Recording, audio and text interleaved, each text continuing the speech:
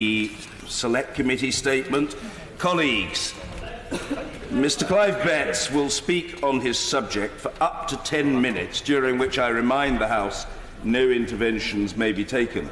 At the conclusion of his statement, the Chair will call members to put questions on the subject of the statement and call Mr. Clive Betts to respond to these in turn.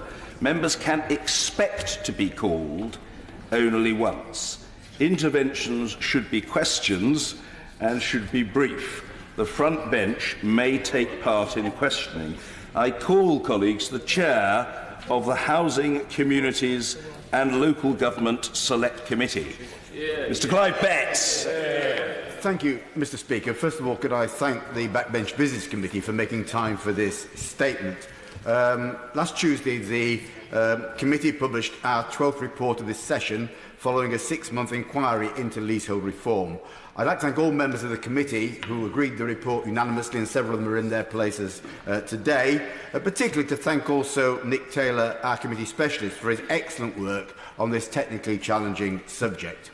We're grateful, Mr. Deputy Speaker, in particular for the work over many years of the ABPG on leasehold reform, which helped to highlight the multitude of issues of concern amongst leaseholders. It was extremely helpful to have public evidence from the joint chairs of the group, the Honourable Member for Worthing West, who I see in his place today, my Honourable friend, the Member for Poplar and Limehouse, and I also see in his place the Honourable Member for Ellesmere Port as well. We also had written evidence from my Honourable friend, the Member for Weaver Vale, who during his time on the committee strongly advocated for this inquiry. He's in his place as well. And from my honourable friends, the members for Brent North, Feltham and Heston, who's in her place, and Manchester Central, and the Honourable Member for Pendle. The committee has never undertaken an inquiry that has had such an overwhelming response from individual members of the public. We received over 700 written submissions, mostly from leaseholders who wanted to tell us about their personal experiences. It's clear there's a great deal of dissatisfaction. Onerous ground rent terms, high and opaque service charges, unfair and excessive permission charges, alleged mis-selling of leasehold properties by developers, imbalanced dispute mechanisms, and unreasonable costs to enfranchise or extend leases. In the worst cases, people have been left trapped in unsellable homes. More common are leaseholders with opaque service charges and poor levels of maintenance, with no reasonable means to challenge or query how their buildings are being managed. The committee concluded that too often leaseholders have been treated by developers, freeholders and managing agents, not as homeowners or customers, but as a source of steady profit. At the very start of our inquiry into leasehold reform, we invited 50 leaseholders to meet us in Parliament to talk about the issues they were most concerned about. We listened carefully to their concerns, and at the end of the session we asked what they wanted us to recommend in our final report. And they responded nearly unanimously: abolish leasehold. We listened. Leasehold is an inappropriate tenure for houses, and we support the government's proposals to prohibit leasehold development of new build houses. With regard to flats, we are unconvinced that professional freeholders provide a significantly higher level of service than that which could be provided by leaseholders themselves. There is no reason why the vast majority could not be held in common hold. Only the most complex mixed-use developments and some retirement properties may continue to benefit from some form of leasehold ownership. We call on the government to ensure that common hold becomes a primary model of ownership of flats in England and Wales, as it is in many other countries, and to create the incentives and remove the disincentives for developers and freeholders to ensure that this happens. While it is right to consider tenure for the future, much of our evidence was from existing leaseholders who want their concerns addressing now.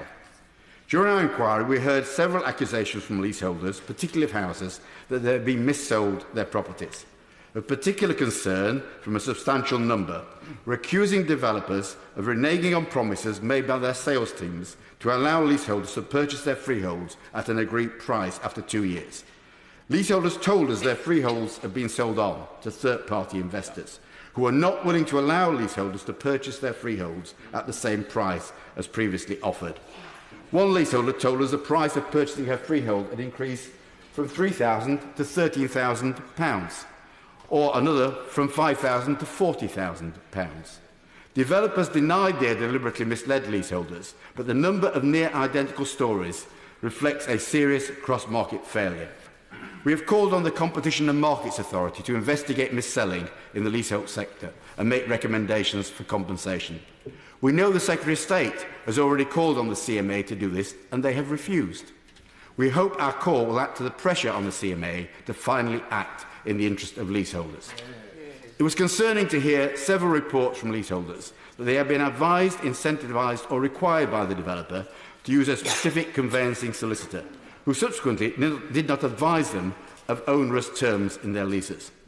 We heard that developers had offered free carpets, free lawns, discounts or other financial incentives to use a preferred solicitor.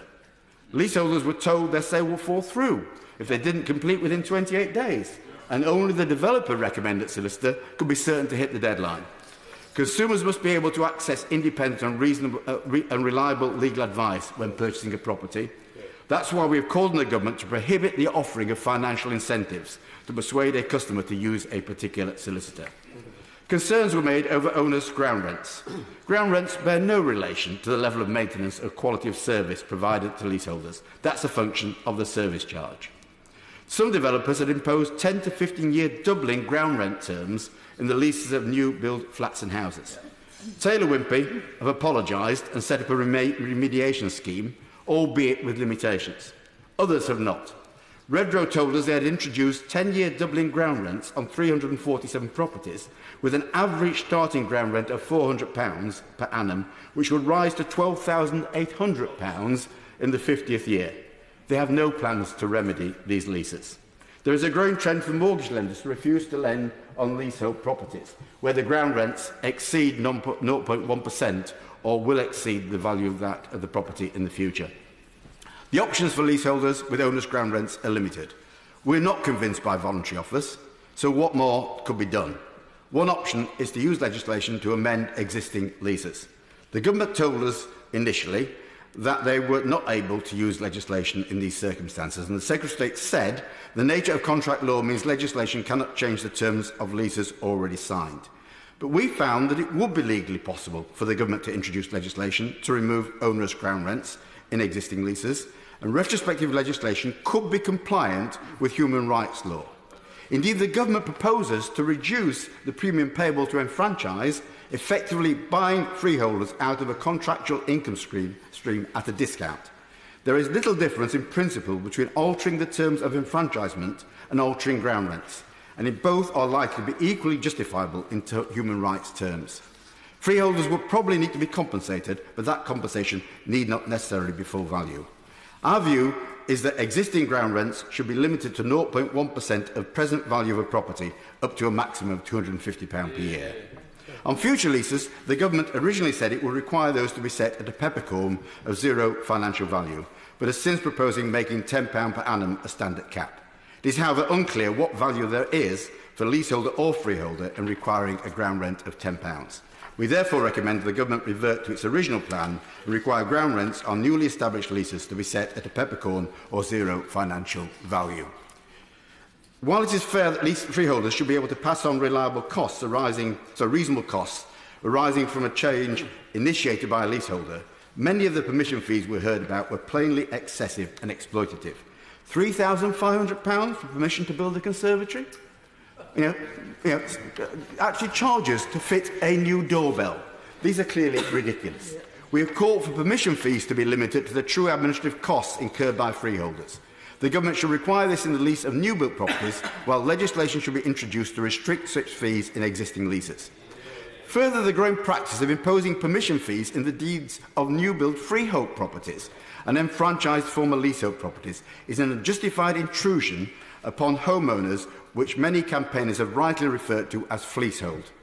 We have made recommendations to deal with fleasehold, including the government should require that permission fees are only ever included in the deeds of freehold properties where they are reasonable and absolutely necessary, although we noted that we cannot think of any circumstances in which this would be the case. We've also called on the Competition and Markets Authority to exercise its powers under Section 130A of the Enterprise Act 2002 to indicate its view as to whether onerous leasehold terms constitute unfair terms and would therefore be unenforceable. Where leaseholders have paid unreasonable fees or ground rents over the course of their leases so far, they should have those refunded by freeholders with interest. Mr Deputy Speaker, our report has made many other recommendations, and we welcome in particular the work being done by the Law Commission on a number of matters such as enfranchisement, common hold, and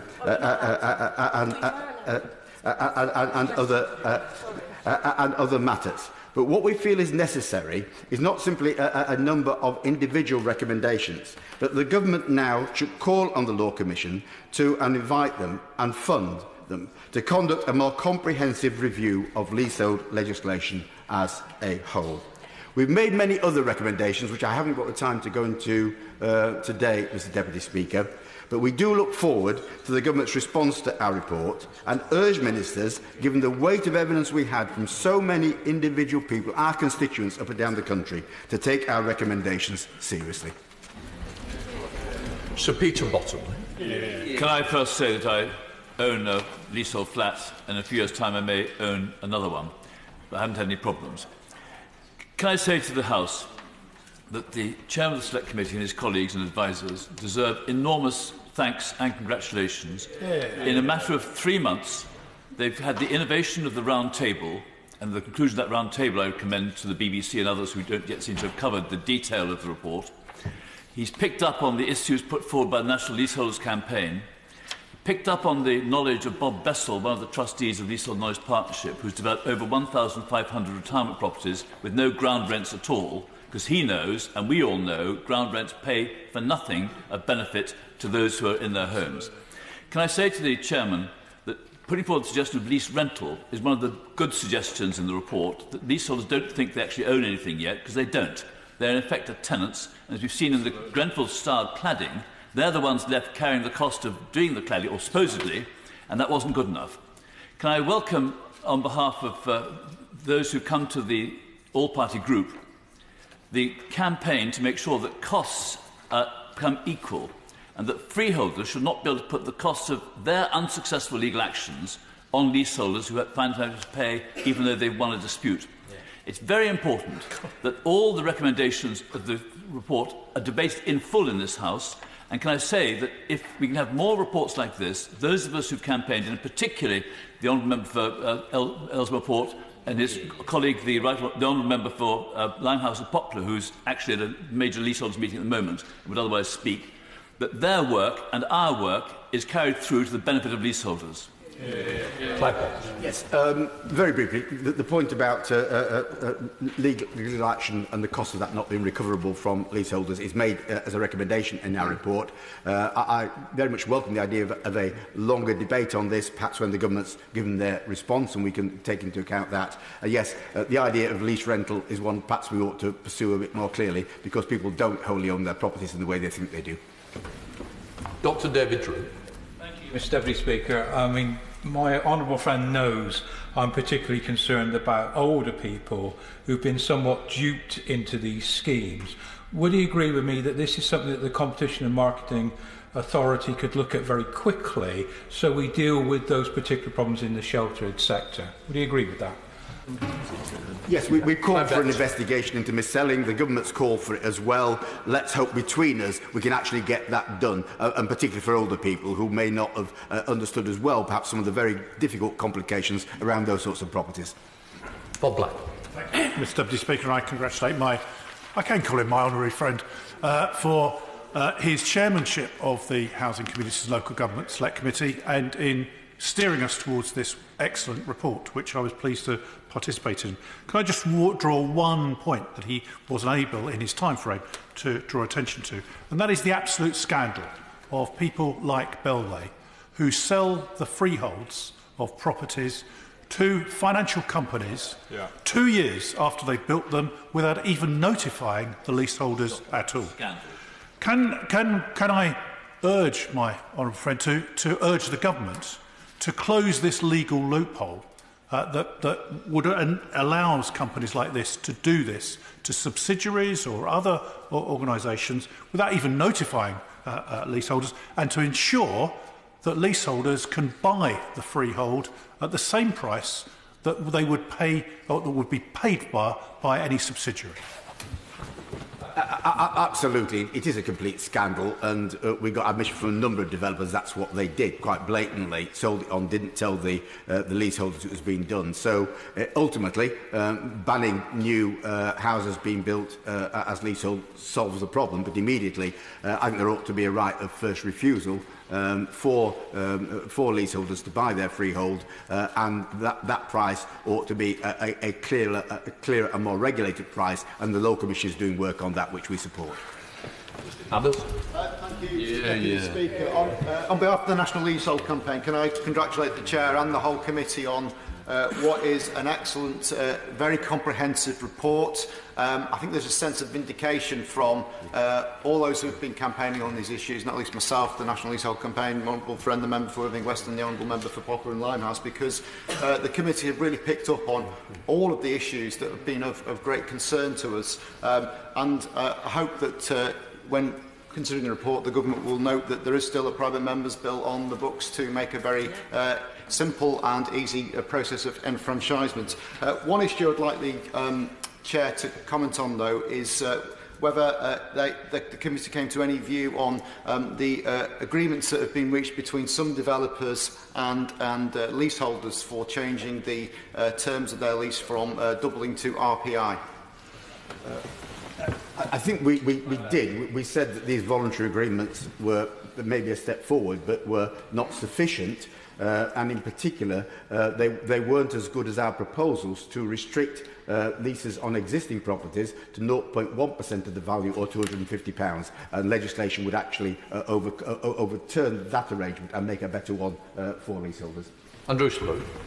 This scandal of new houses being sold often to first-time buyers on leases is present in my constituency in Dunstable and Leighton Buzzard, from builders like Galliford Try, trading as Linden Homes, Taylor, Woodrow and Persimmon. I'm really concerned about how we get speedy and affordable redress for people caught in this situation, including those Taylor Woodrow victims who are not the original purchasers, for whom Taylor Woodrow are offering nothing. Now, I note in the report that the Law Commission are not due to provide their final report until later in 2019, and the committee recommends implementation within 12 months. This cannot come a day too soon. This was a scandal. It never should have been allowed to happen. And I do say to my good friend on the front bench, we need urgent action, please.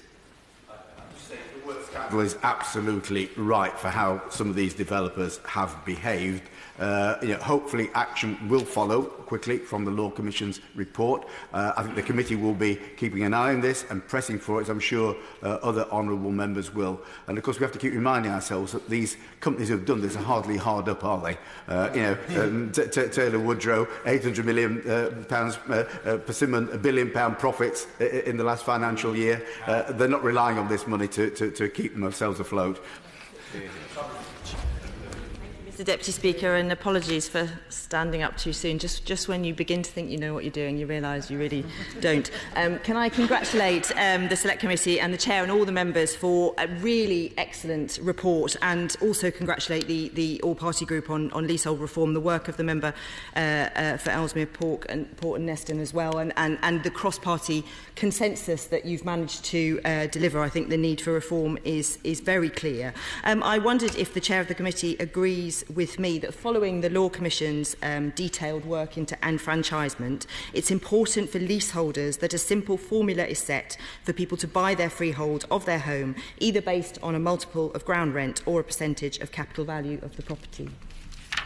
I think we do need something simpler, but I think the Law Commission has been asked to do it because maybe something as simple as a multiple of ground rent won't be fair. If you think about it, the freeholders will get the biggest benefit from a multiple of ground rent will be the ones who put the largest ground rent charges in, and that wouldn't actually be, that would be a perverse benefit to ones who behaved worst in this situation. So I think we want the Law Commission to report as quickly as possible with something as simple as possible, but one which is not merely simple but fair as well.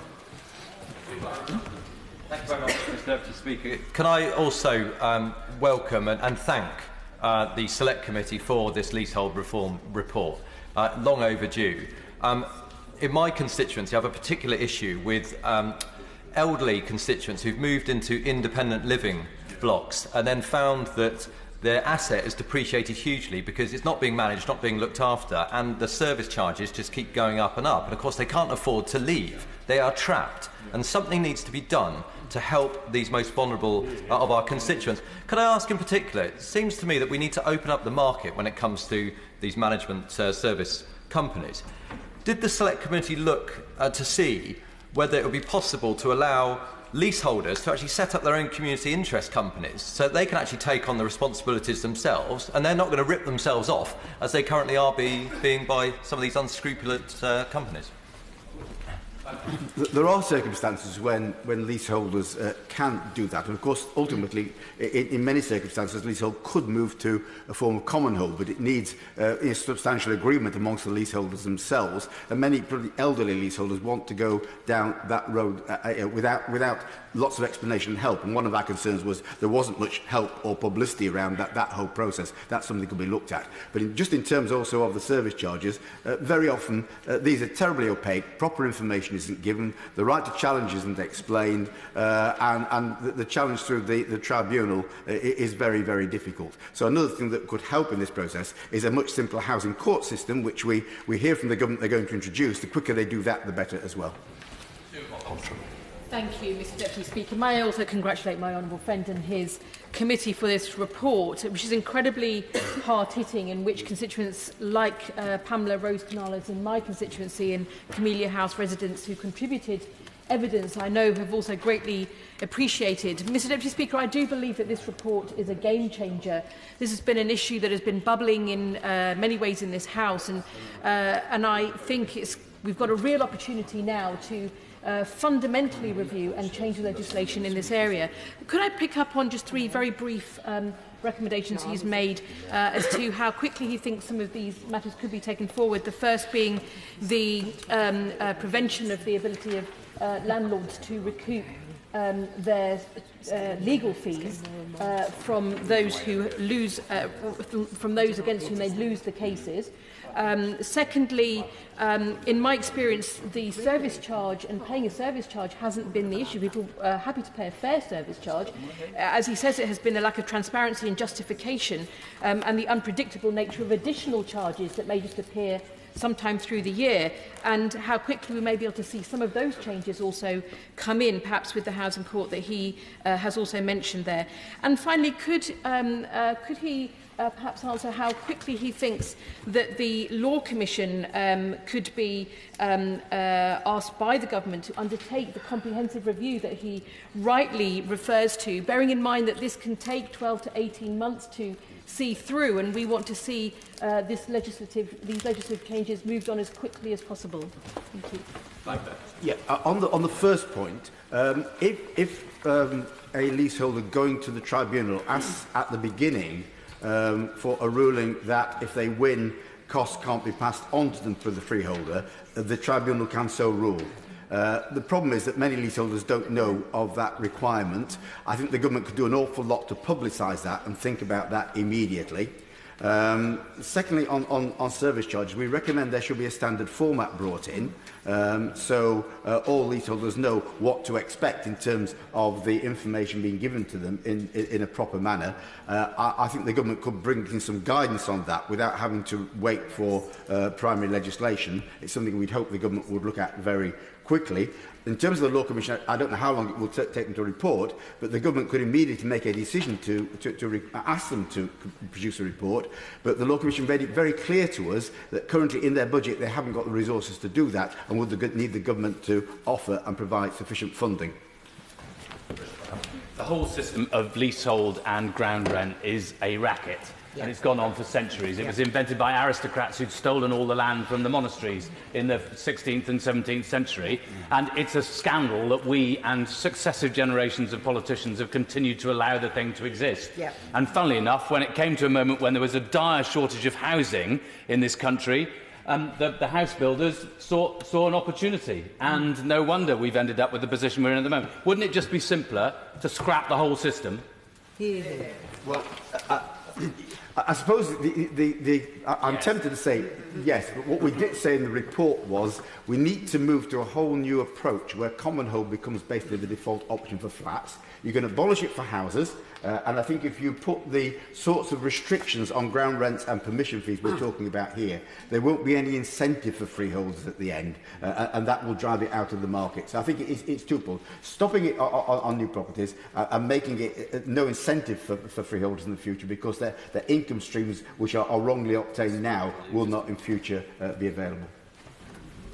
Thank you, Mr Deputy Speaker. Can I congratulate my honourable friend and member for Sheffield South East and his committee on an excellent report.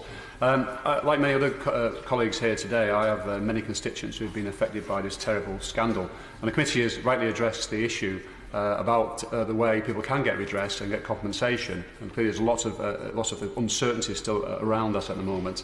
And clearly for those who have already been hit by this, that's a big issue for them in terms of how do they get redress and compensation for this.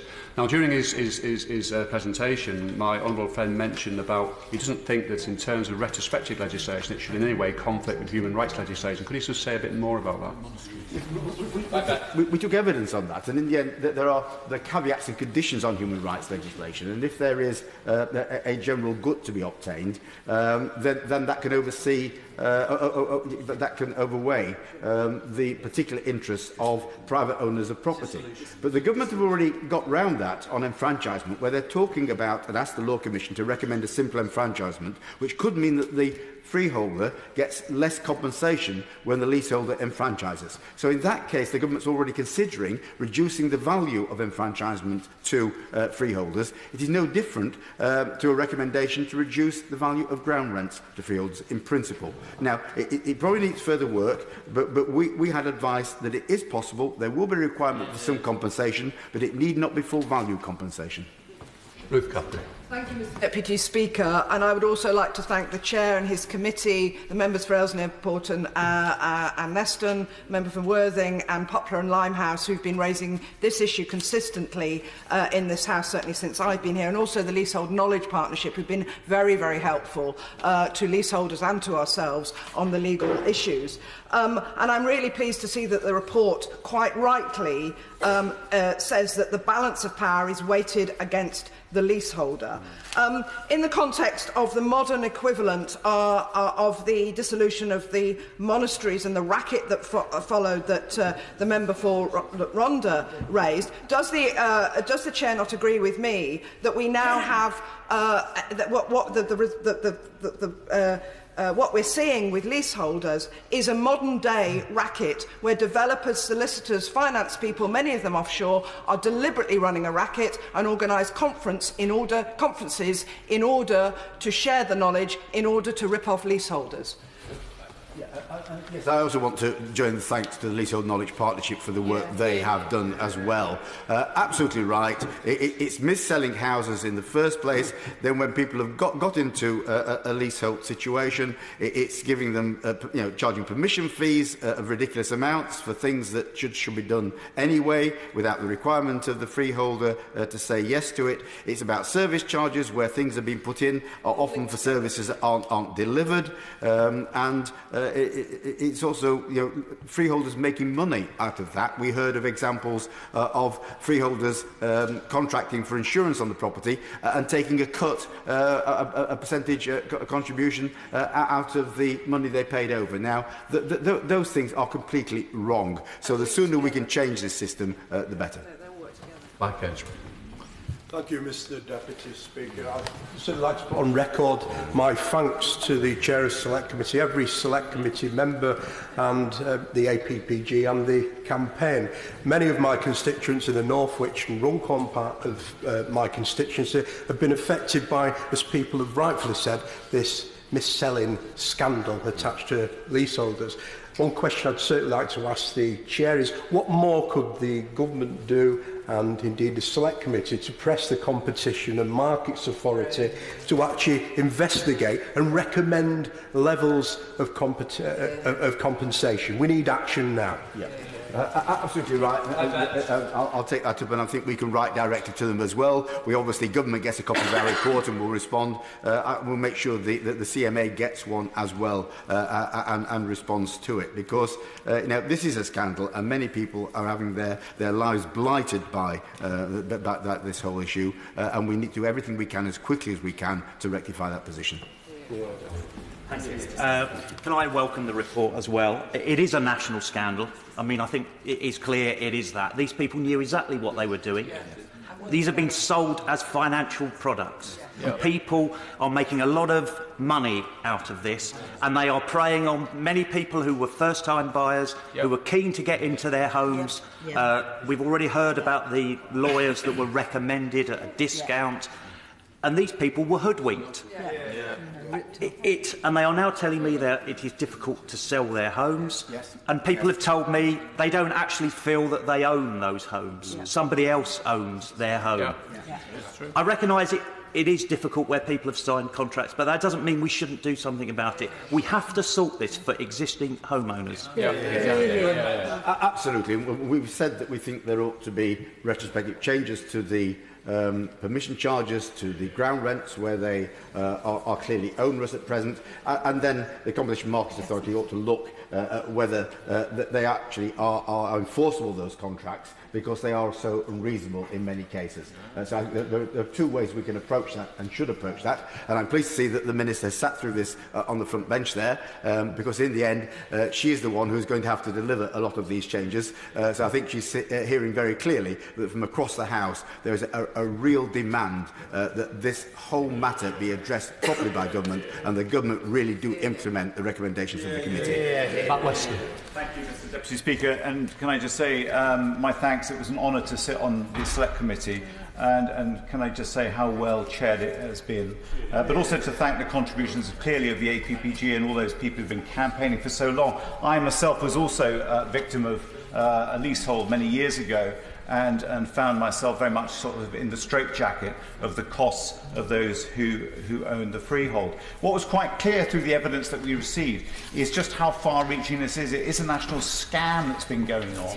We've heard the word racket, scandal, so much, and we absolutely need to get to grips with this as quickly as possible.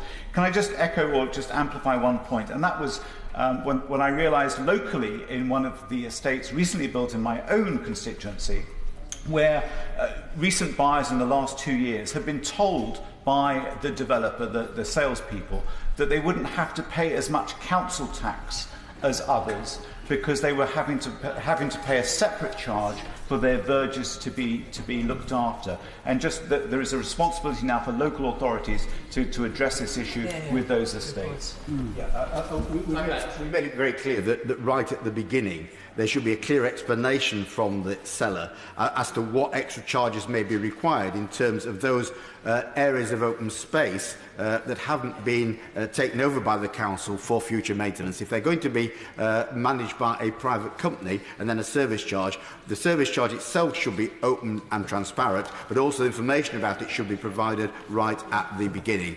And it's absolutely right. This is a scandal. I refer to the 700 pieces of written evidence, but every day, Mr. Deputy Speaker, we're continuing to get leaseholders write to us, having seen the sessions we've had on the television, having read about them on the website. They are writing in saying, "Me too, we've been badly treated, we want something done about it." Point for order, Peter Bottomley. First of all, say that the House greatly welcomes the way the Chair has run this particular thing, getting in all those members who are able to be here today. Can I also say that there are many other members who are representing the 10 million people in the 5 million homes affected by leasehold, and that perhaps the government might consider making an oral statement on Monday or Tuesday of next week, so other members can contribute, and the government may want to say that it's possible to talk about how they'll go on funding the Law Commission work and the extension recommended by the committee. And can I also say, Mr. Deputy Speaker, forgive me, that if it weren't for the work of Sebastian O'Kelly and Martin Boyd of the Leasehold Knowledge Partnership, none of this would have happened. And I think that we ought to pay a debt to those outside this House as well as congratulating ourselves inside. Point What I would say is, obviously, the honourable gentleman knows that that is not a point of order, but he certainly put it on the record. And the thanks have gone to the rightful place, because the one thing we know, I do not believe there's not a constituency in this country who's not been affected. Right.